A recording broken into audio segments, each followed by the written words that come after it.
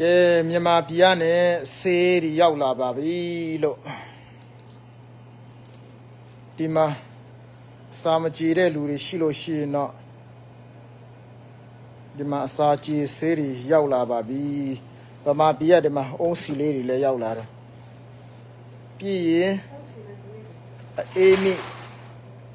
နာစီချောင်းဆိုပျောက်ဆေးတွေလည်းရောက်လာပါပြီလို့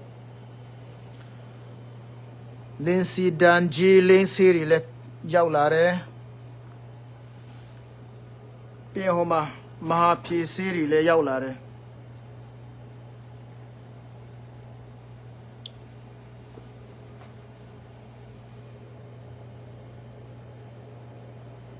ခုနလေးအစာမကြည်တဲ့ဆေးတွေဆိုတော့2မျိုး3မျိုးလောက်ရောက်တယ်နော်ပြင်တော့ပန်းဝတ်မှုံအဲ့ဒါတွေလည်းရောက်လာတယ်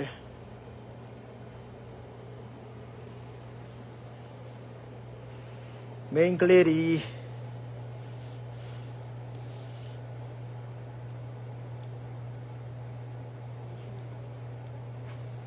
တောက်တဲ့ဆေးတွေလည်းရောက်လာတယ်သူတို့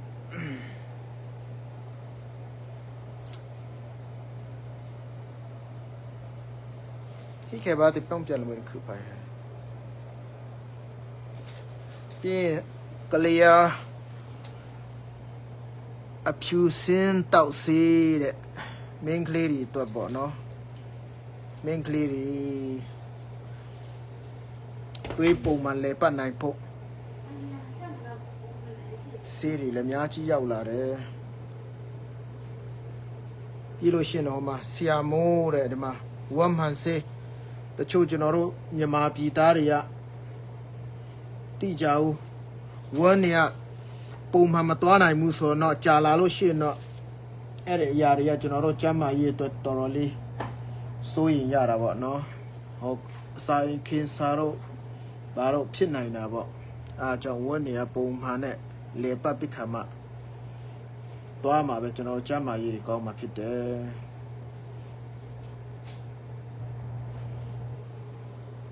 ထွင်းရွှေဝါတွေလည်းရောက်လာတယ်ထွင်းရွှေဝါတွေလည်းဒီမှာကျွန်တော်တို့အခုဆောင်းရာသီတွေလည်းရောက်လာပြီဆိုတော့လူတော်တော်များများအေးမိနာချီနာစီပခါမှချောင်းဆိုးတွေ